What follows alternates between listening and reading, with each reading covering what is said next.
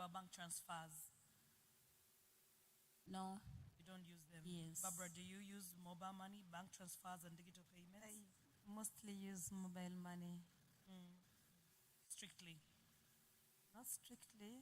Once in a while, if I get support from my relatives, they try to put on in the bank thing, but then I prefer mobile money because that is what I can easily access and keep for me.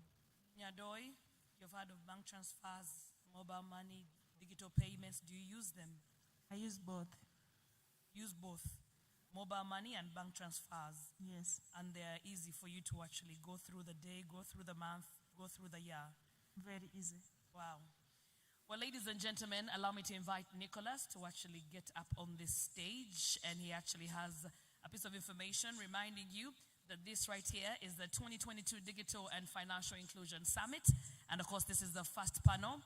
Ladies on the Wheels, they're definitely sponsored by Watu. And it's such an honor to have every one of them here.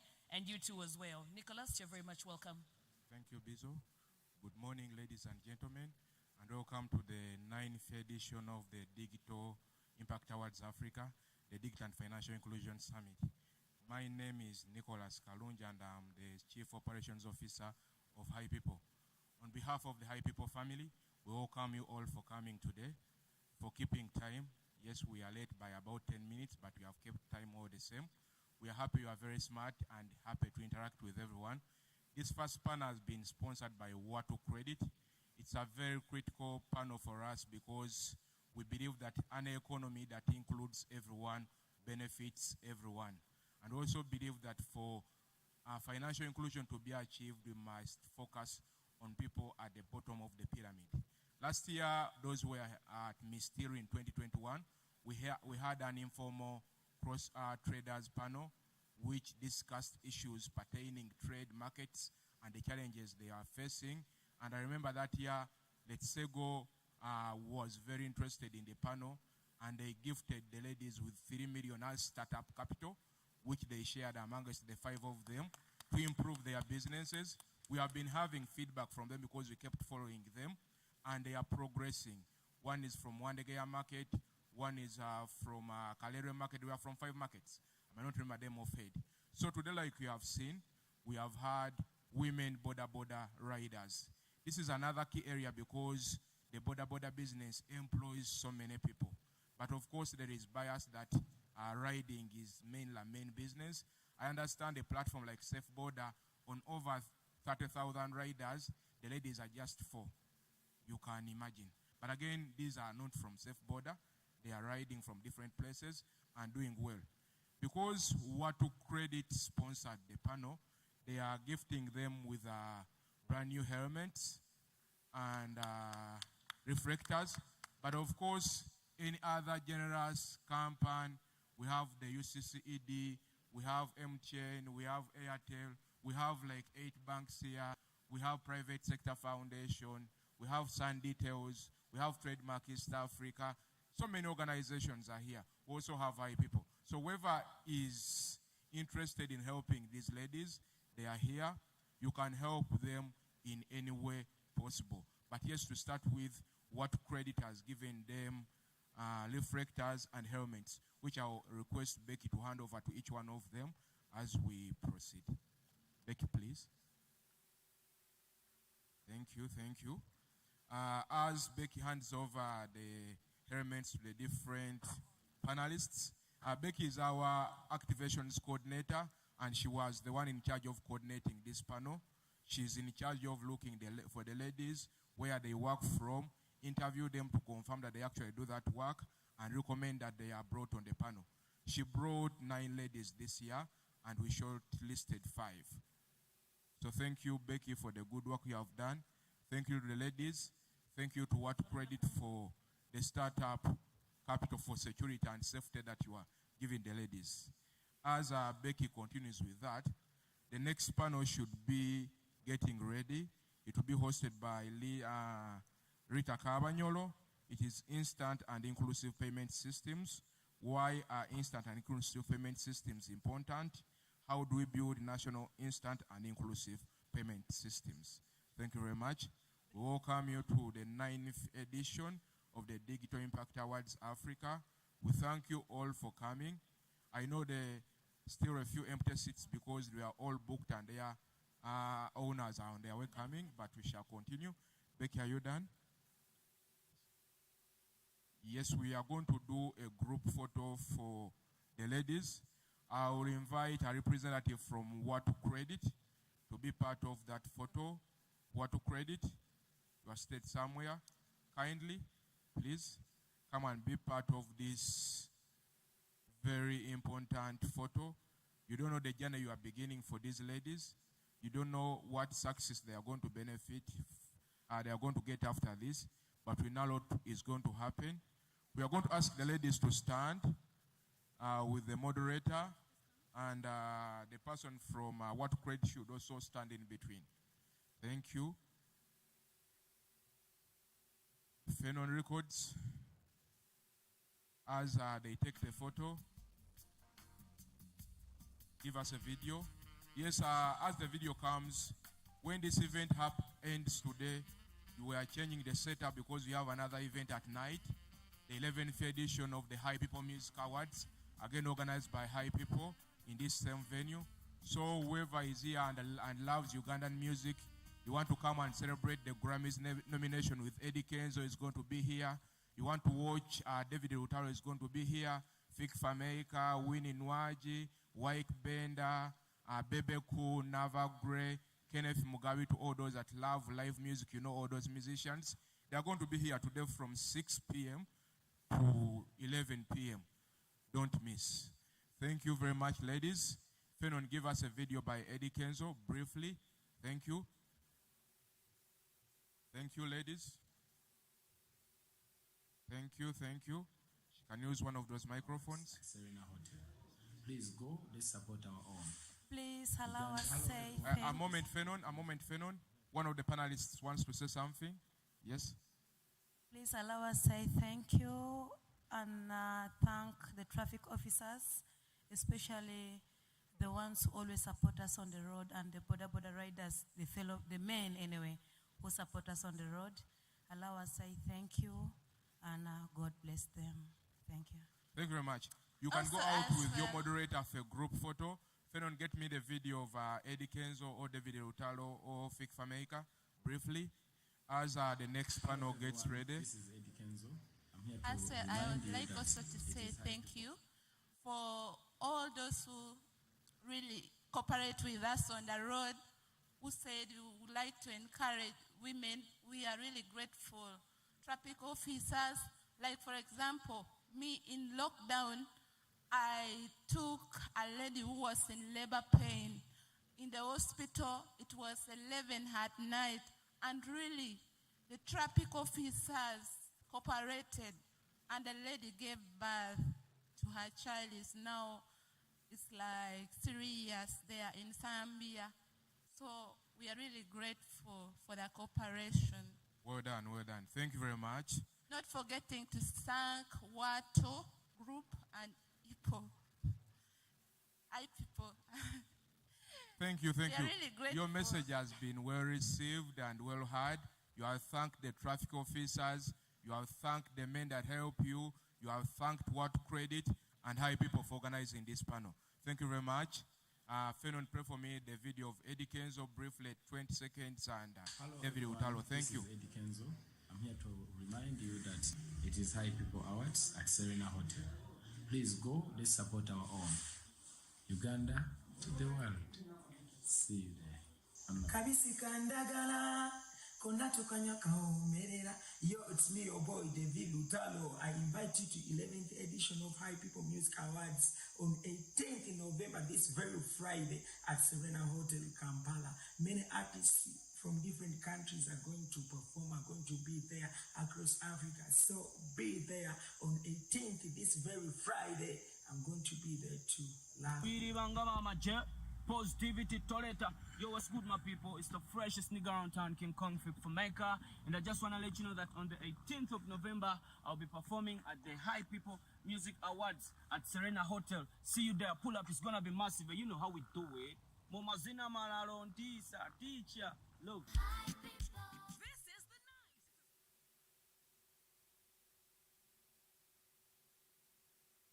Okay, thank you so much.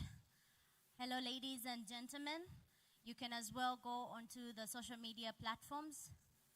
We are surely streaming there. You can tell a friend to join on the Hi People and get in touch with what is happening here. Also, on Twitter, you can use the hashtags. That is the Level 1 project. We've got include everyone. Then hashtag digital inclusion awards, digital impact awards rather, Africa, but with the abbreviation, not the full word. And you can surely get in touch with those hashtags, get us moving. For now, we're going to our second panel, where we're going to understand why are instant and inclusive payment systems important, how we can build the national instant and inclusive payments. Allow me welcome lady and gentlemen. I'll start with the lady, Mercy Nekesa, who is the founder and CEO, Sun Details. Please come and have a seat. Applause as they are joining, because I know we're not going to remain the same, the information that is going to arise from here. Moses Rutahingwa, the head of Consumer, Private and Business Banking at Standard Chartered Bank, Uganda. We've got Edgar Mugume, who is the head of Business Development, Craft Silicon. And then Paul Ekudu, the Executive Director, Pegasus Technologies.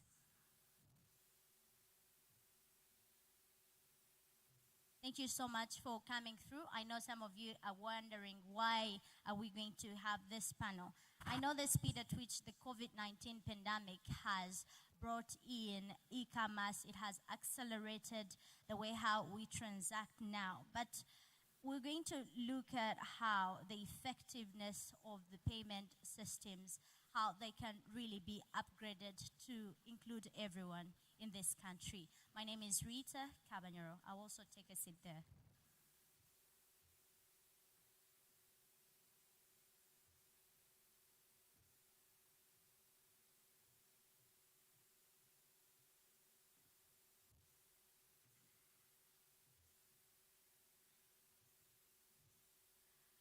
Thank you, lady and gentlemen here.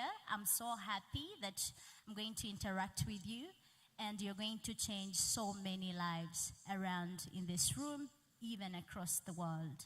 Let's begin with Mercy and Moses, giving us with clear examples what are instant and inclusive payment systems and why are they very important. Ladies first.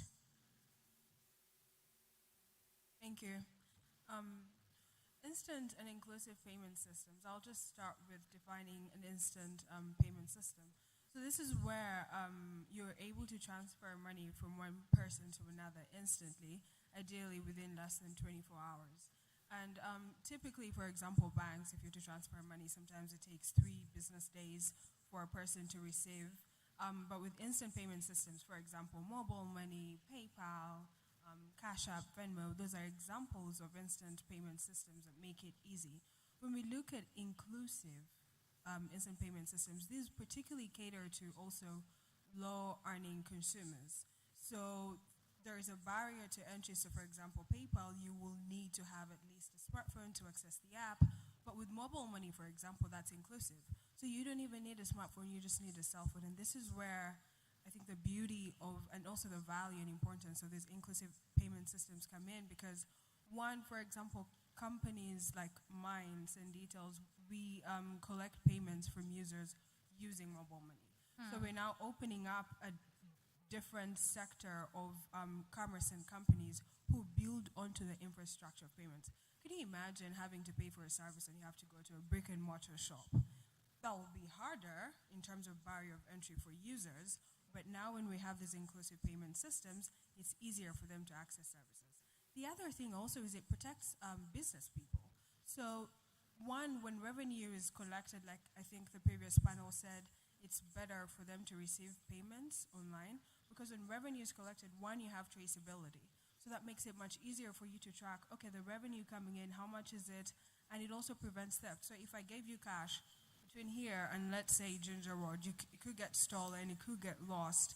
But when you have a clear system that is secure, that means revenue being collected is a lot safer and it's Okay. also traceable.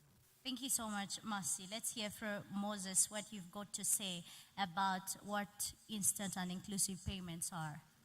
Thank you so much, moderator, and good morning and good afternoon, depending on where you're listening to us from. Particularly, when you talk about instant, it means I can transfer money real time, anytime, anywhere, any time of the day, any location I am. So it means that I can transfer it at an instant basis, be able to move from the one person to another at an instant basis. And what is key for us, and which is very important, is all of us want money real time. If you're a trader, you want money real time. If somebody's buying things from your shop, you want money real time. If you're making a payment to somebody who's out of the country, it should be real time. So instant is so important. But then when you talk about inclusiveness, it means everybody in the pyramid has access. So that you don't necessarily have to go to a location. For example, I work in the bank when the bank is open, but wherever the person is can have access. As a Standard Chartered, we believe that this is a journey we've worked for many years because we believe three things define payments. It should be anytime, anywhere, affordable, and which I think is very important because the benefit of being able to deliver it wherever the person is and make it instant should be able to be affordable as well because affordability is very important.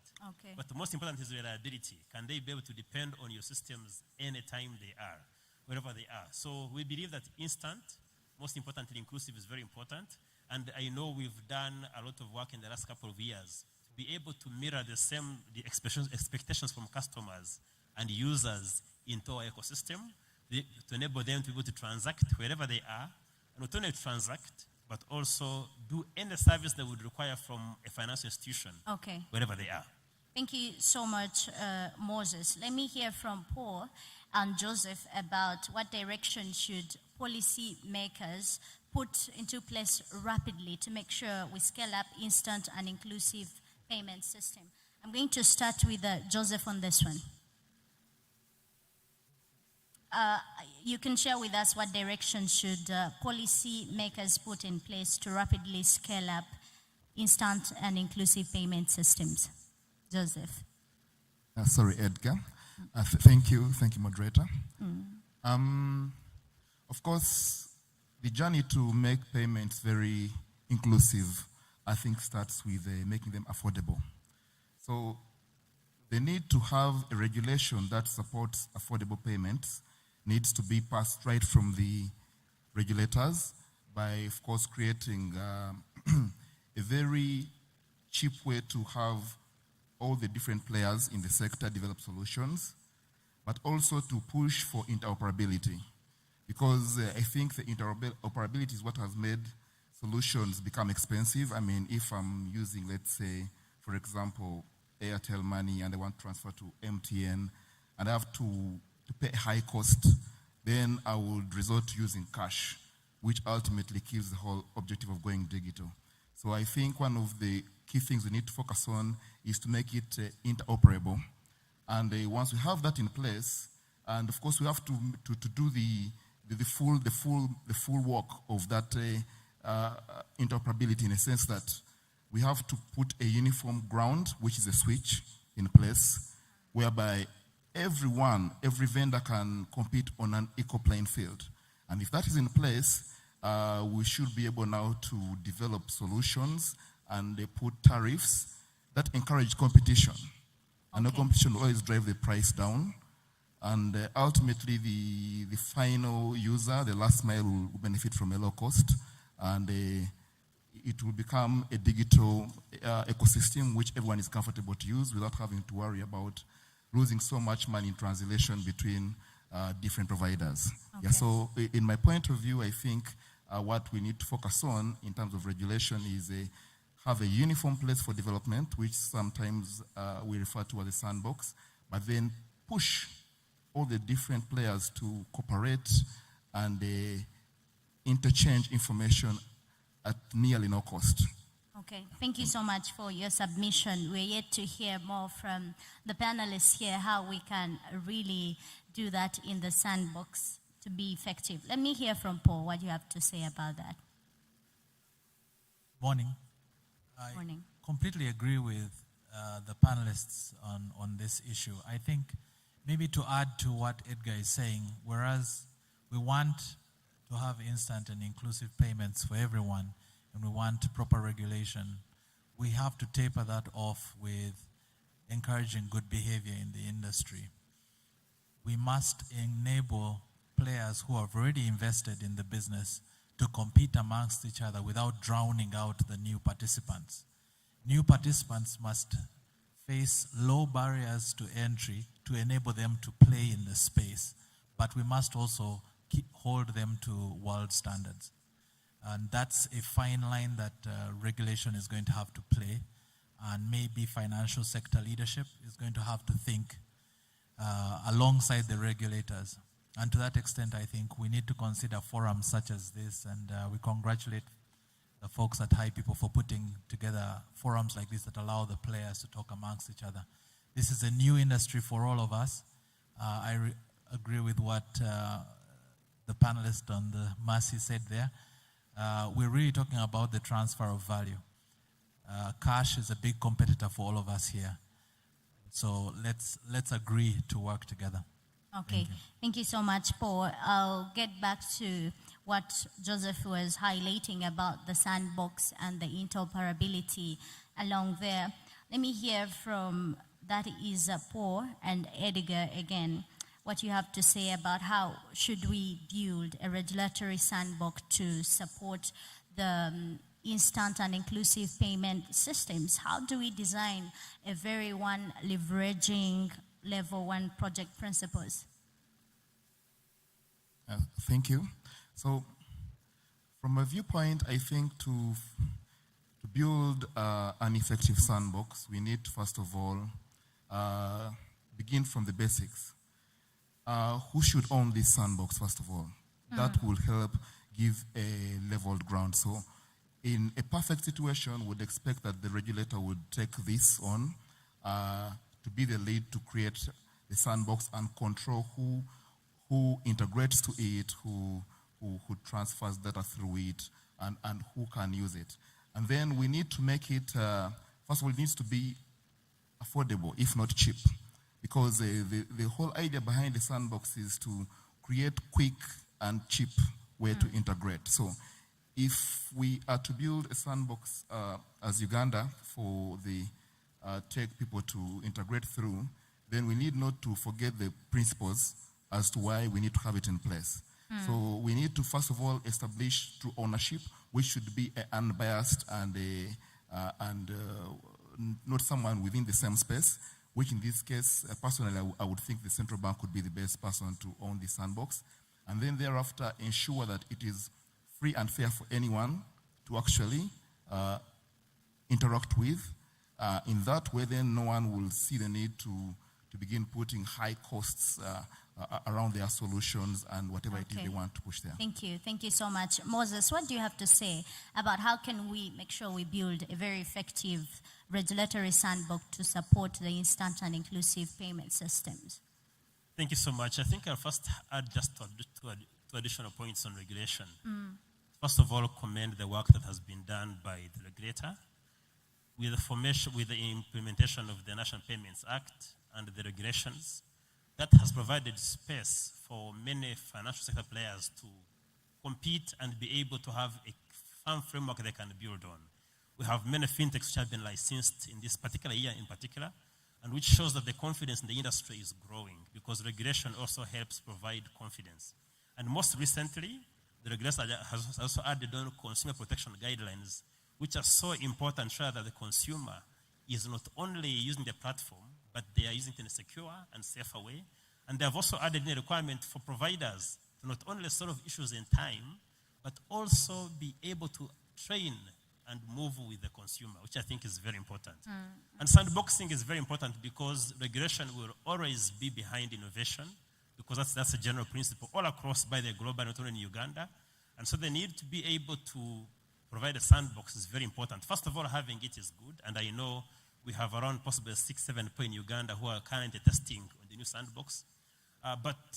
And the regulator is calling on all of us as providers to spend more time to test new models, see how they operate, and be able to then deploy them in the market at scale.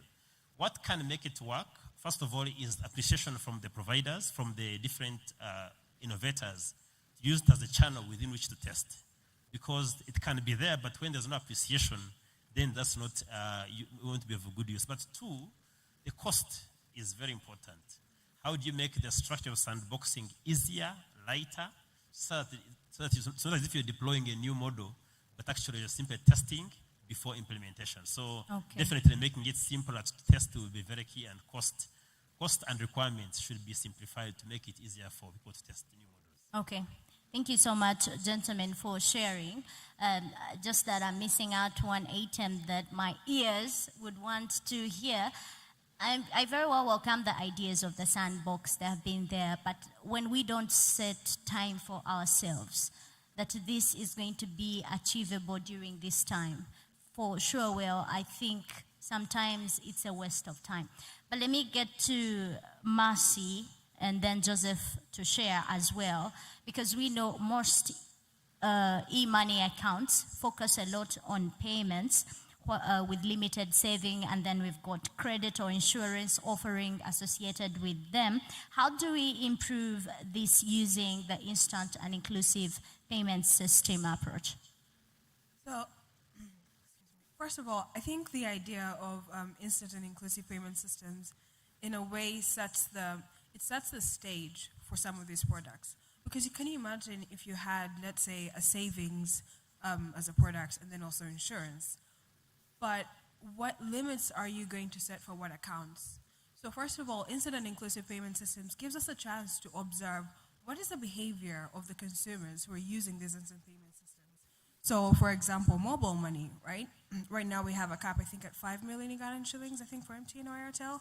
Right, so do we classify those as business accounts? What is a cap for a personal account? So by studying the behavior of consumers on instant payment systems, maybe we can start to say, okay, e-money payments accounts can start having products like insurance for business accounts, because maybe their limits should be up to 20 million Ugandan shillings, and it makes sense to offer an insurance product on that, vis-a-vis a personal account which has a limit. For example, if it had 1M, do we need a product for insurance, or do we rather incentivize savings on those?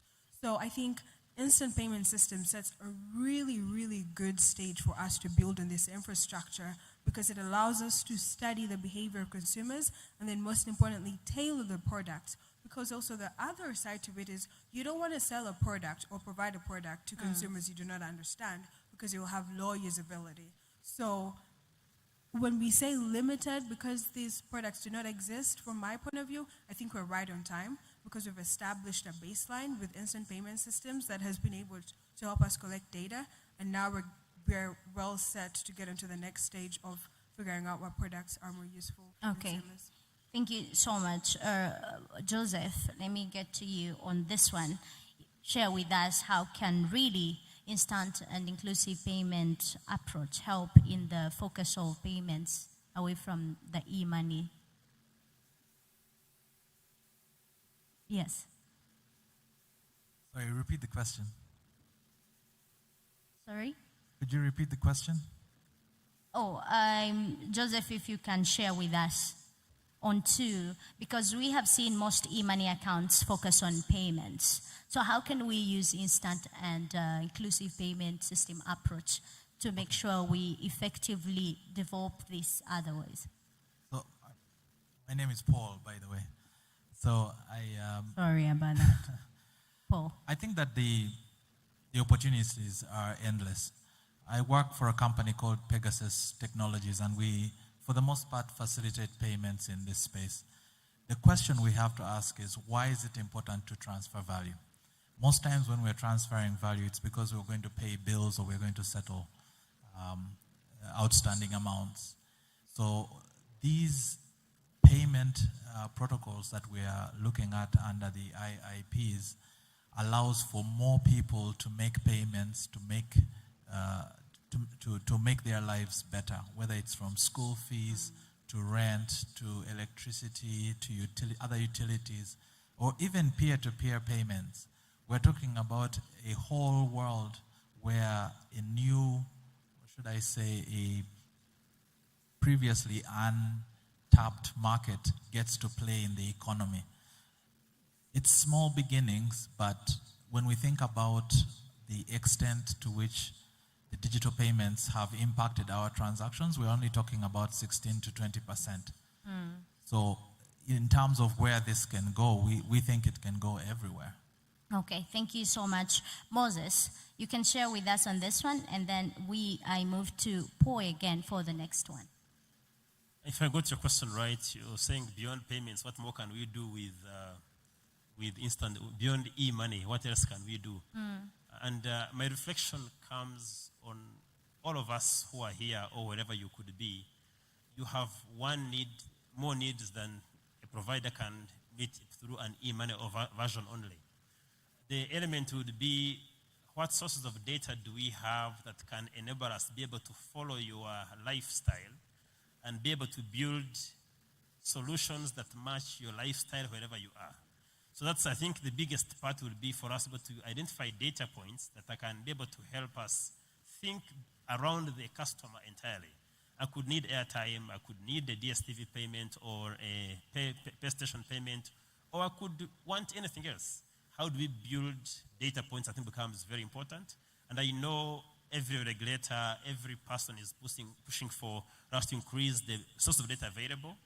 Right now, in Uganda, you have now NIRA doing the data being a source of so many things that is not only will be identifying you, but adding your loan, your passport, your driving license, now adding even your child.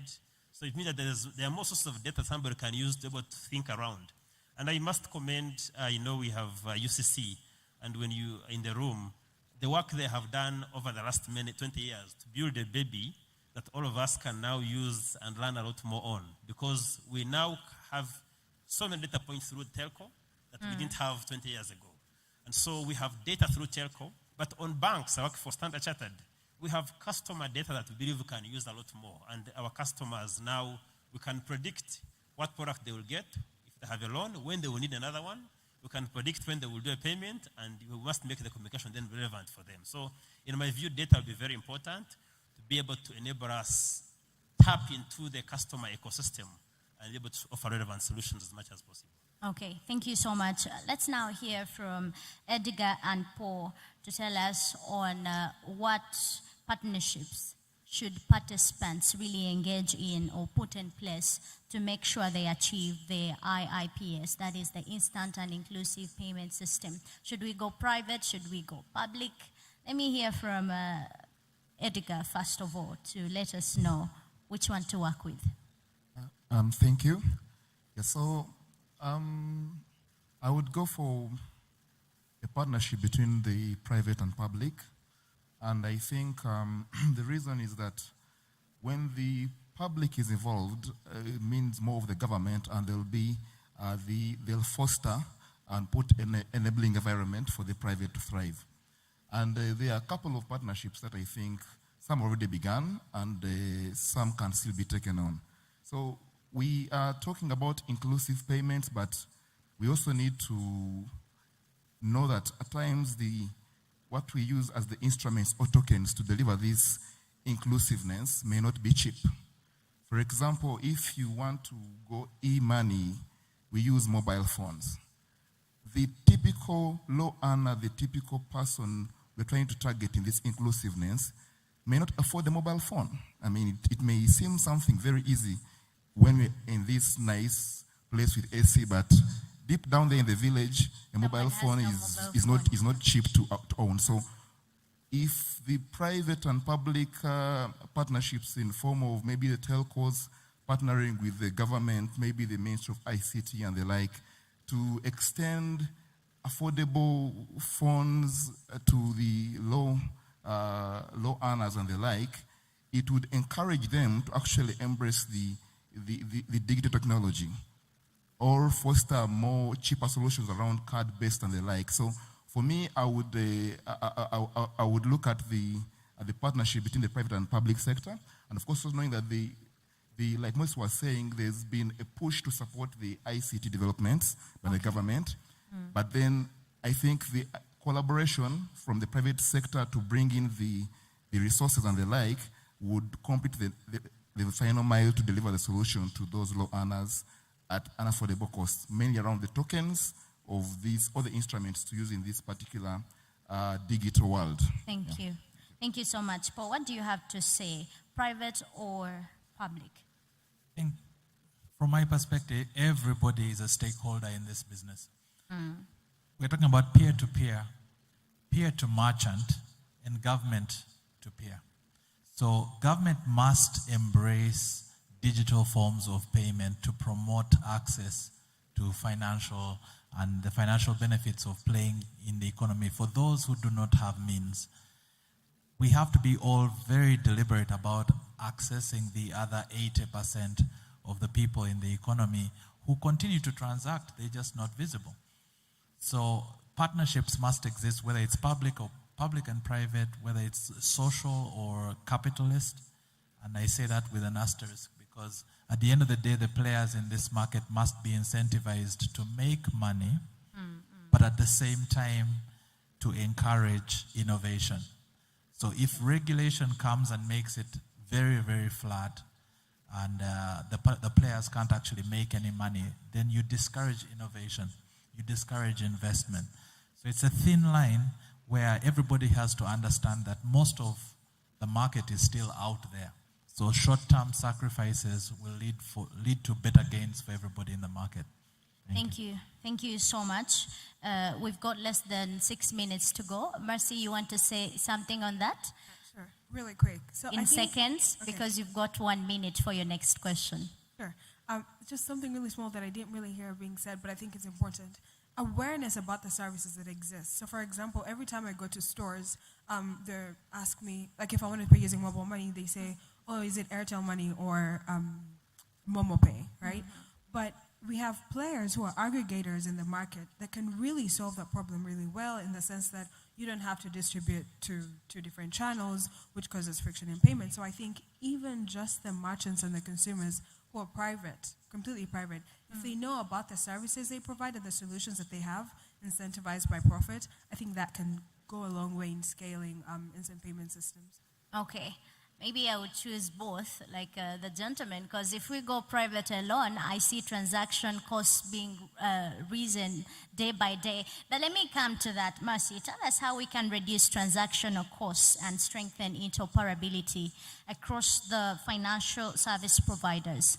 So, in two ways. I think for us as consumers, for example, there's very limited capacity that we have in that area because one, financial institutions and also government policy will go a long way.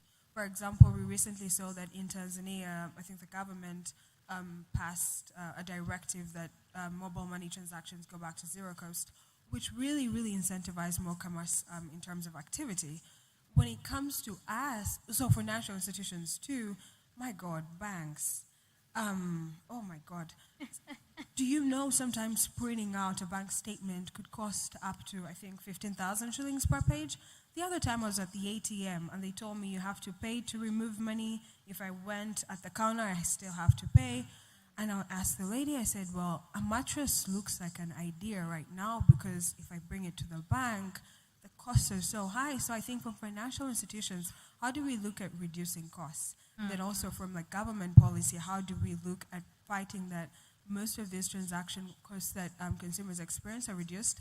There's one example that I thought was interesting, which is Chipper Cash, a new company. One of the things that they did was, I heard them speak and they said... You have less than a minute, Mercy. Okay. They said that they had, part of their business model was to get investment to reduce costs for the end consumer. So now sending money is much cheaper. Innovations could be a solution. So I think if we encourage innovations in some ways, that could help us reduce transactional costs. Okay, thank you so much. You see the reason why you need government. You mentioned it yourself to come in and mediate around transactional I didn't costs. mean exclusively private. Thank you so much, Mercy. Let me move to Joseph to share with us how we can reduce the transactional and strengthen interoperability across the digital financial. I don't know why I'm mentioning Joseph, but surely yes. Thank you. I figured I'm Joseph for today at the end of the, of the panel, but please, Moses. Is it Moses? Edgar. Okay. Interesting. Now you're smiling. That's interesting. Please proceed. Yeah, thank you. So, again, when it comes to costs, I think that we need to begin from the basics. What drives the cost up? Costs are driven from high cost of investment. So if all the players here from the fintech world to the banks are going to have a high cost of investment, then definitely the final product is going to be costly for the consumer down there. So of course, I also acknowledge that the government and the central bank has taken a couple of strides to improving this, but I think they need to move harder and work harder and focus on how to have regulation but not have people choke on regulation. For example, I know that banks spend a lot in compliance for AML and credit scoring. We fintechs are struggling with the cost of regulation and licenses. So if all these items that are supposed to legitimize our environment to work are very costly, it's our raw material. So it's going to drive up the cost. So I still insist that we should begin with the basics. Let's lower the cost of investment, right from the banks to the fintechs, and everyone bring in these solutions. And that way, we shall be able to give an affordable product, but also be able to turn a profit, because, I mean, ultimately, we're all in it for the profit. So that is my take on that. Thank you. Thank you. You have got something to say, Paul, on that? In 1 minute. Yes, 1 minute. I think the fastest way to reduce cost is to increase the number of players in the business. I am very hesitant to get government involved in price regulation. Being a private player in the business, I have costs, I have employees, I have long-term plans to stay in survival. So when government comes on board, now we have a different person to answer to. But if a new competitor comes on board and they're able to offer the same service at a lower price, then it changes the game. It allows the customer to decide who actually stays in this market. So let's reduce the barriers to entry. Let's increase the opportunities for others to play in this market. And then let's keep each other fit. Thank you so much. Moses, tell us something on this particular point. Then I move to Paul again, and then every one of us concludes. Thanks. I think my comment on cost of the consumer is driven by what are the ingredients. As mentioned, cost of regulation, cost of compliance that happens a lot in the banks, but even the cost of operations. I think we all have to rethink the models we do apply, because if you don't rethink your models, then the cost of operation that is high on you has to be translated to the client.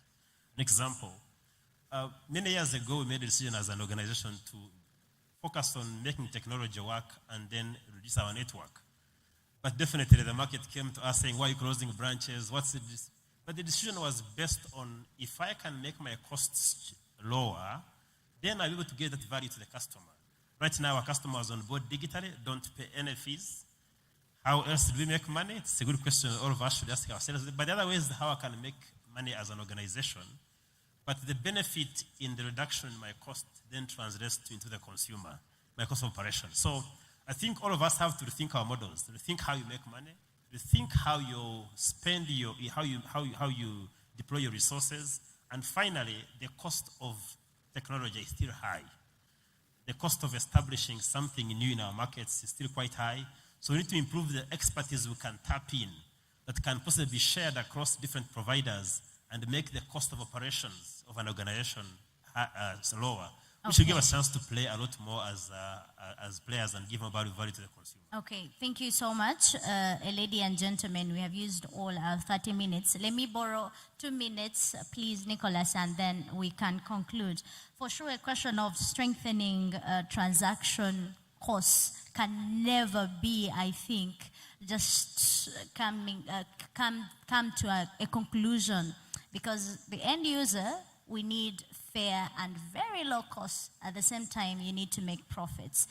But how does government support in creation of border agent networks and more convenient cash in and out points across all the digital financial services or service providers, and then payment initiation services?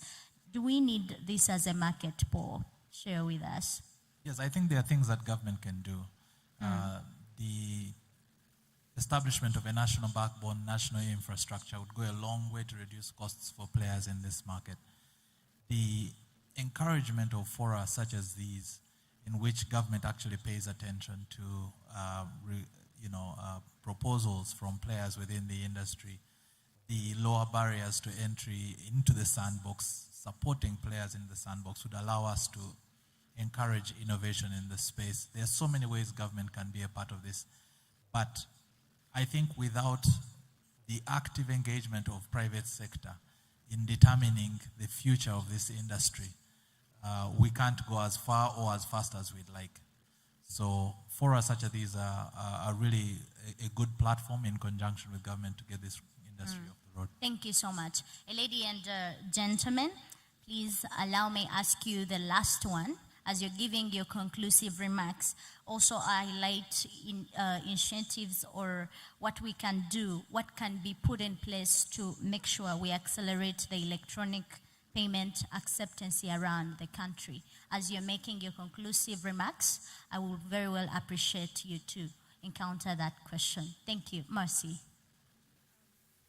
If you can share with us what strategies should be put in place to accelerate electronic payment acceptance around the country. Also make your conclusion. So one of the strategies is encouraging using government policy when transaction costs are reduced. Again, it makes it easier for more people to adopt electronic payments. And also, not just the government, also, again, I go back to the banks, because, for example, if you want to be electronic, I think if those costs are reduced for the end consumer, by revising business models possibly, it makes it easier for us to adopt more electronic payments. So we have a diversified, so we can say mobile money, and then we also have bank accounts, which makes it easy to transact. And also, I think innovations need to be encouraged, because they're very interesting solutions that will come from fintechs. And so when innovations are encouraged, then we also have an increased participation from the consumers.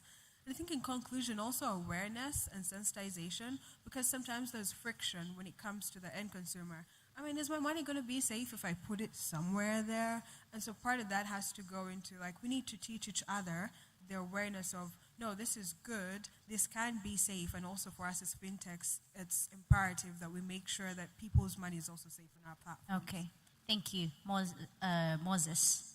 Mine are two.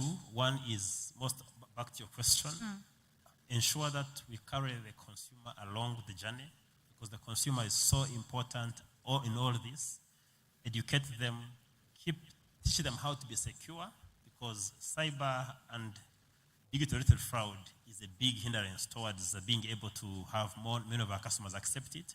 But secondly, be able to use the data we have through different players to be able to make the process as simple as possible.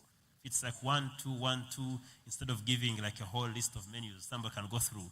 Keep it as simple as possible, because all I want is cash in, cash out. Nothing more, nothing less. Okay, thank you so much. Edgar. I would also go with two main points. The first being the literacy. Like he was mentioning, we need to invest, both private and public, to educate the people on how to use these platforms safely, securely, and efficiently. Because most of these people are running away from them simply because they do not, may not afford, but not understand how they work. Because lack of education on something is a key hindrance in this sector. So we need to educate them on how to use them. But then also, I also want to speak to the aspect of credit. We need to put platforms in place that can offer microcredit. For example, like at Craft Silicon, we took a deliberate move to ensure that for all the institutions we support, we push them to have platforms that send instant electronic credit. Because when someone receives credit electronically, it's very likely that they'll utilize it electronically. Right now, we are still living in an age where someone applies for a loan and they go and receive money in physical cash. So if we put enabling environments to receive digital credit, then we shall, of course, in a way foster the usage of digital or e-currency in the same ecosystem. Okay, thank you so much. Let us hear from Paul. Okay, I really can't add much to what my colleagues have said here, except to say that let's keep in mind the final consumer, and maybe just to applaud the efforts of the women on borders that we heard about just a few minutes ago. Those are real customers. Those are real people dealing with real world problems. And the things that we're doing in this space that make it democratic for one to transact, to accept payments, to make payments, actually help individuals look after families and look after their responsibilities. So Okay. I really want to applaud the CEO and the CEO of High People for bringing that example contextually to this conference. What we're dealing with here actually affects real people. Okay, thank you so much, ladies and gentlemen. For me, I would urge the service providers that are giving us digital payments or electronic payments. Sometimes you go even the ones that are available here, network, against what.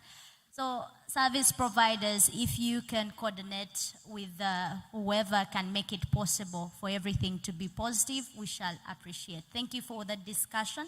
We've been looking at the instant and inclusive payment system, why it is very important, why we need it, and how to make it better. For now, the CEO, High People, takes it on. Thank you, Rita, and thank you to the panelists we have heard about instant and inclusive payment systems. You could please go out for your Inclusion Summit. Welcome you once again. We are going to have our next panel, detailed and broad. We are going to discuss issues affecting internet, issues affecting banking, issues affecting trade, and how we can sort all those issues. But before we start, Fenon, play for us that video. Thank you. This is the night, the celebration, the only place to be. The 11th prestigious High People Music Awards #Level 1 project featuring epic performances by Bebe Cool, Nava Gray, Afande Mia, Kenneth Mugabe, Roberto, Sulanda, and Ewulamun, co-hosted by King Wesley, Lady Bizzle, Emily Sonia. Live Friday, 8th November at Kampala Serena Hotel. Buy your tickets at 100K and 200K now. Tables at 3 million. In partnership with Owaraga, Met Images, E-Jazz Radio, and Nimiro, Passaget, Fresco, My Doctor, Nonda Coffee. Chess flavored gin. High People Music Awards, sponsored by God.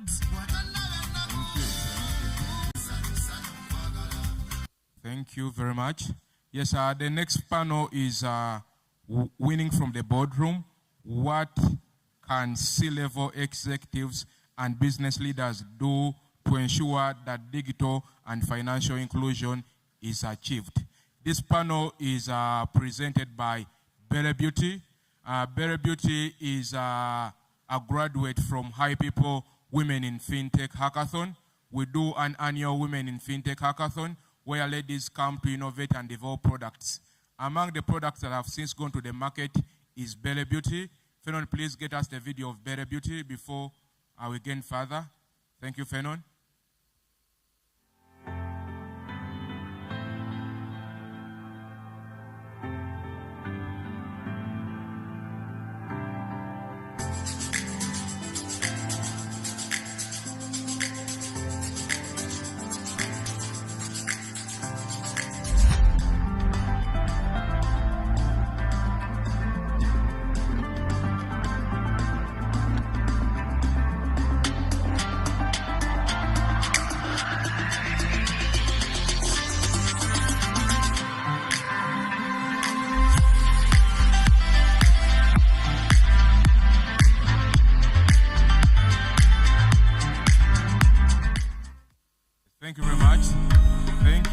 you, Fenon. Yes, like you have seen on the video, you can get your hair, your nails, and all those makeup details done by the tap of your phone. Will bring experts at your home to manage your hair, your nails, among other things. Thank you, Better Beauty, for sponsoring this panel.